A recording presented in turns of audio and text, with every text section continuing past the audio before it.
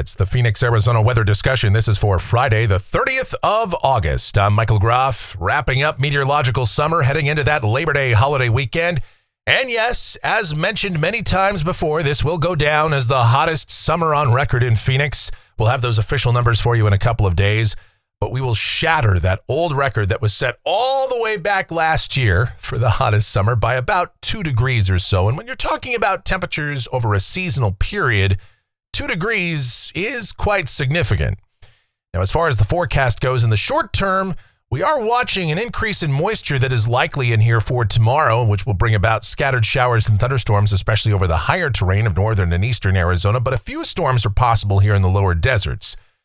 After that, though, we are going to start to dry out. Temperatures are going to be above average and flirting with records at times next week. Yes, I know we're heading into meteorological fall, but anybody that's lived in Phoenix for any length of time knows that just because the calendar says September doesn't mean it just magically starts turning cooler around here. That's not going to happen for quite some time. And the other thing that we have to mention is that after this weekend, it is really looking like the non-soon monsoon of 2024 is being put to bed. Now, that's not an official proclamation, and things can change, and we can still have monsoon activity well into September. But we don't see any signs of any major push of moisture after tomorrow. All right, we'll get into all of that and everything else in just a moment. But before we do, it is Friday, and that means it's Photo Friday here. That's where we take a look at some of the photos and or videos that you guys have submitted. First up, David Parnell. High school sports are back, and that means David's out there looking around at all the various schools across the area, capturing all those great photos that he does for us. And actually, he's in, this one was taken from Needles High School. I assume that's Needles, California. And, boy, high school sports would have to be pretty brutal. You talk about a hot summer here. It's been an equally hot summer, and I'll have to crunch those numbers too. But I believe Needles, California has also had their hottest summer on record. So we'll look for more photos from David in the coming days and weeks ahead. Beth, up in North Phoenix, the cacti are in bloom. That's great. It's interesting. We've got, in our backyard here at Studio B, we've got these mint plants, these mints that are out there, and they are going absolutely nuts. Now, when we first put those in, it sure looked like they weren't going to make it, but mint is growing like crazy. It's about the only thing that's really going very well, but man, who knew? And of course, the cacti are loving it. And since temperatures have been a little bit lower, things have been blooming a little bit better the last few days. All right, this is from a different David out there in Chandler with a nice sunset from the other day. Gary has a picture from Buckeye, those cumulus clouds. And then Ryan Seek, of course, our monsoon photographer, and as he notes in his email, it sure looks like the monsoon season is winding down. Probably won't be too many opportunities for more shots like this that he was taking. So he sends us a little bit of a retrospective, some of his best lightning shots from this monsoon season. And, look, even though it wasn't a great monsoon season, there were a lot of thunderstorms out there, especially over southern Arizona, south of the valley, south and east of Phoenix, southeast Arizona. Rainfall was kind of a bust, but he did capture a lot of these kind of photos, and we sure do appreciate that. Ryan Seek always does such a great job with those monsoon photos, those action shots, and it's going to be sad not to have him sending those in because we don't have anything for him to take pictures of. We might this weekend, though, so maybe we won't be able to squeeze a picture or two out of him for next week. All right.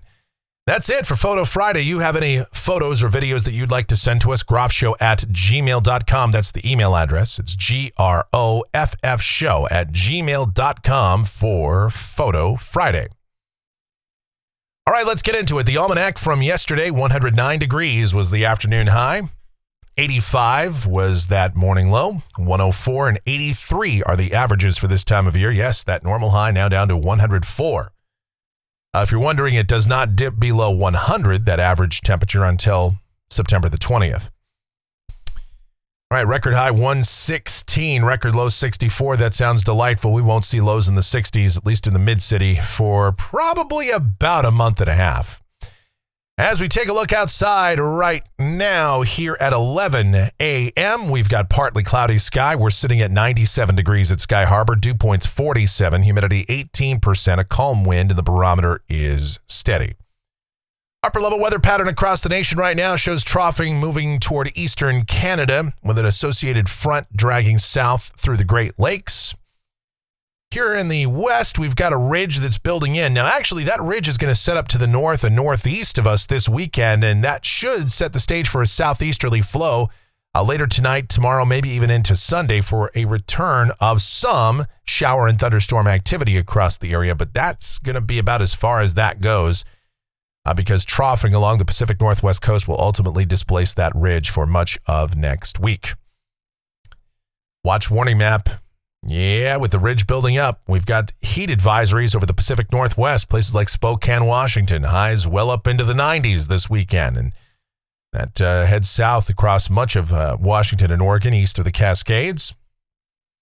Elsewhere, things pretty quiet right now. Convective outlook, we've got a risk of severe storms again from parts of the Midwest, the Great Lakes, central and eastern Great Lakes, and the Atlantic coast in Arizona. We're in the green. Thunderstorms possible again, mainly over the higher terrain of northern and eastern Arizona. Could a stray storm break out into the lower deserts this afternoon? Yes, but by and large, they should stay away from us today. But for tomorrow, that could get a little bit more interesting, and we'll talk about that in a moment. Okay, the precipitation outlook valid through Friday morning of next week. Rain amounts in Phoenix, probably nothing. Statewide, not much either.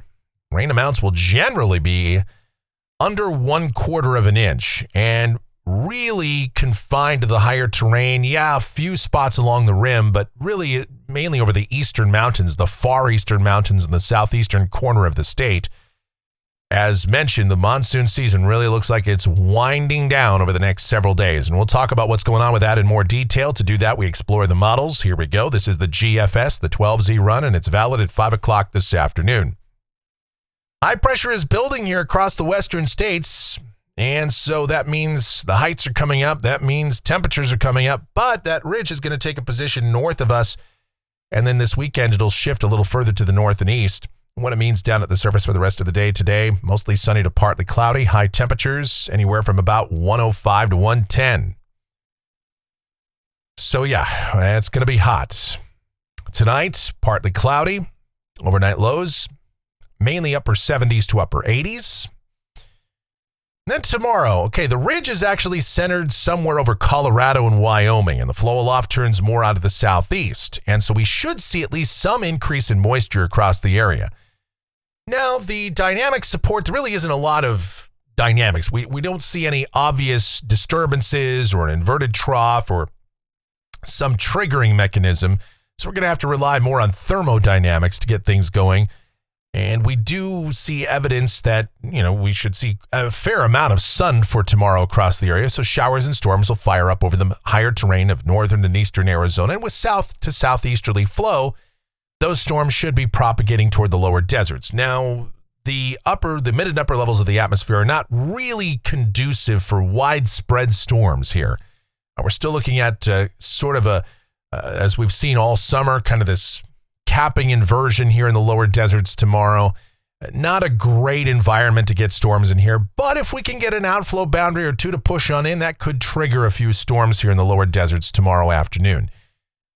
So really any time tomorrow, maybe in the early morning hours, if we get a storm complex that fires up tonight, and we get a little gravity wave that pushes in overnight, maybe a storm tomorrow morning, maybe tomorrow afternoon.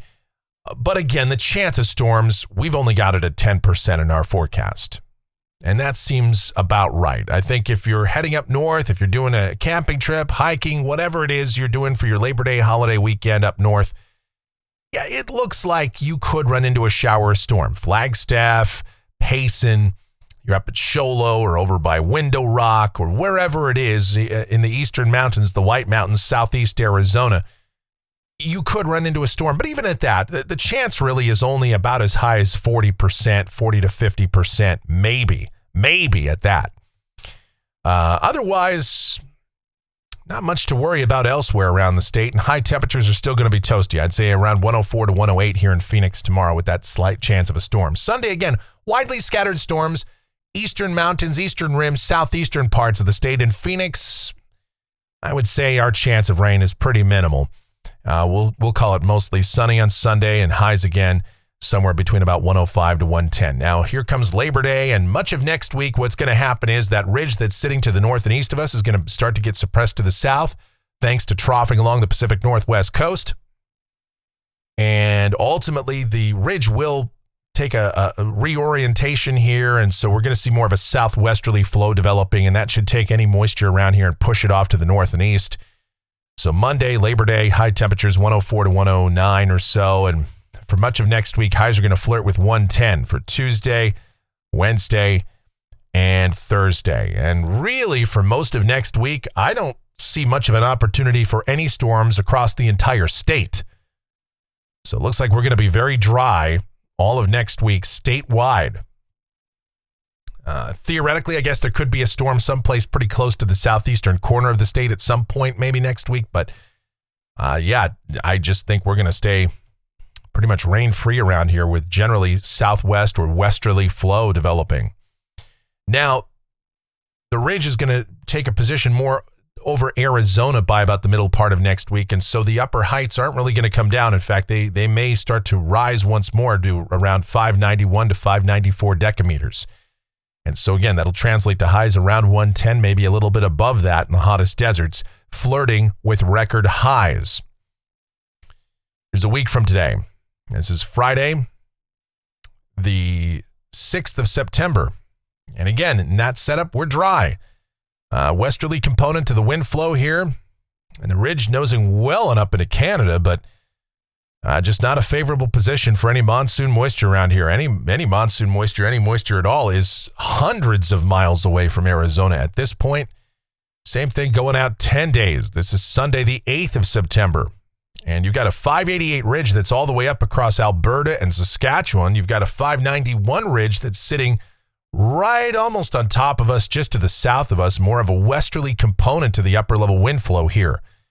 And that is just going to block any moisture from coming in from the south and southeast. So we are dry. The other thing that you're going to note here, the other point of interest on this run of the GFS is, yeah, the tropics are getting active in the Atlantic, and it takes this tropical system that right now is sitting out there over the central Atlantic, this little tropical wave, and it develops it into a tropical cyclone and brings it up into the eastern Gulf in about 10 days.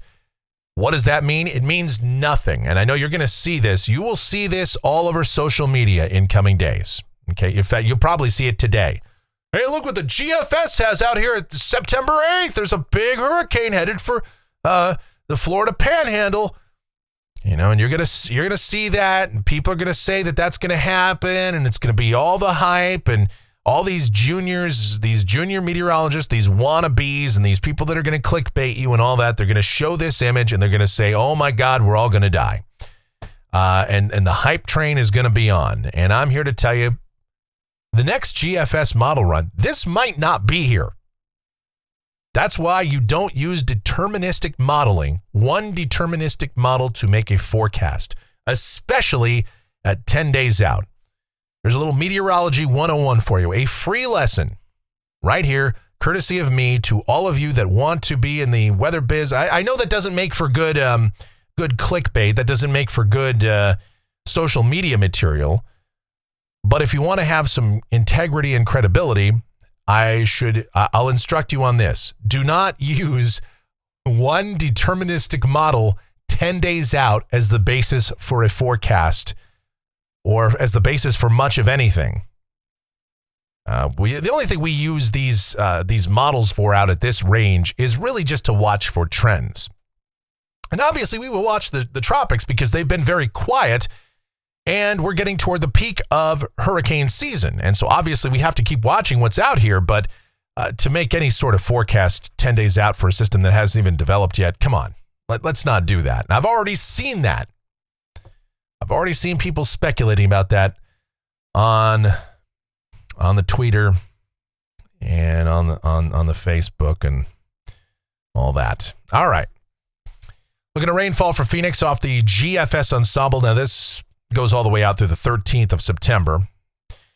And, what we're doing here, this is an ensemble mean, and you can see that it's under 1/4 of an inch. And I would say that we would be lucky to see even that over the next couple of weeks. We'll be lucky to see anything at all. And the European probably has the right idea here, as it has most of the summer. It shows basically nothing for the next couple of weeks. In fact, most of the members in this 51-member ensemble have nothing.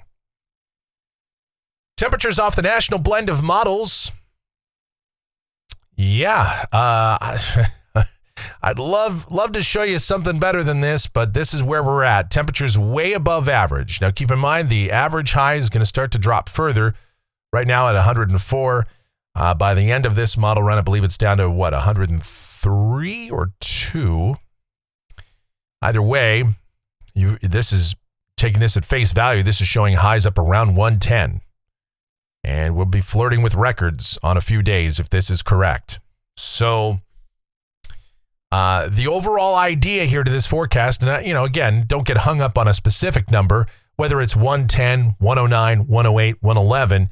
The idea is above average temperatures and near record heat are likely, especially as we head into next week, and very little, if any, opportunity for any thunderstorm activity, any precipitation here in Phoenix outside of tomorrow for the next 10 days and probably well beyond that.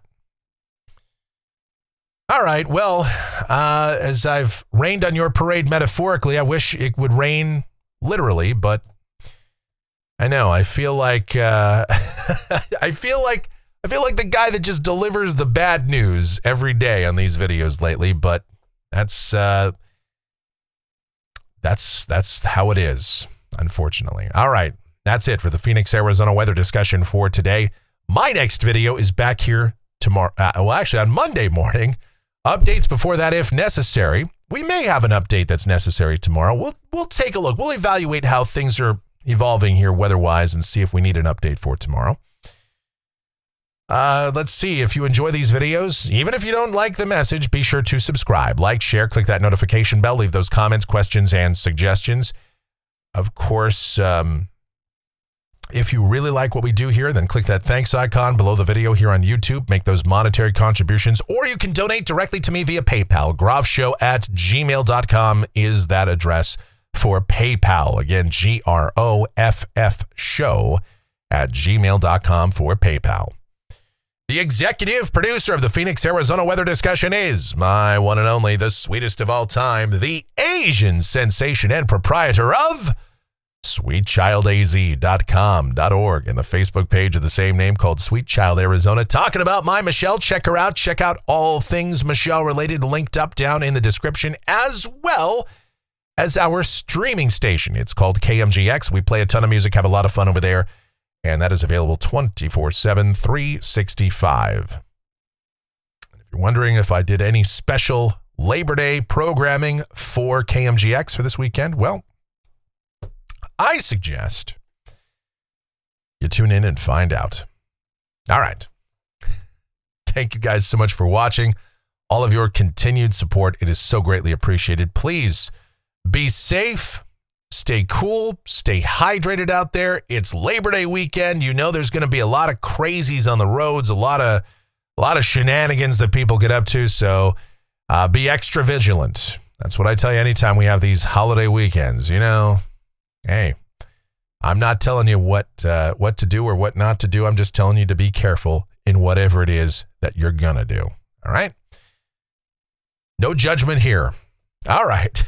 You guys have yourselves a great Friday and a wonderful and safe holiday weekend.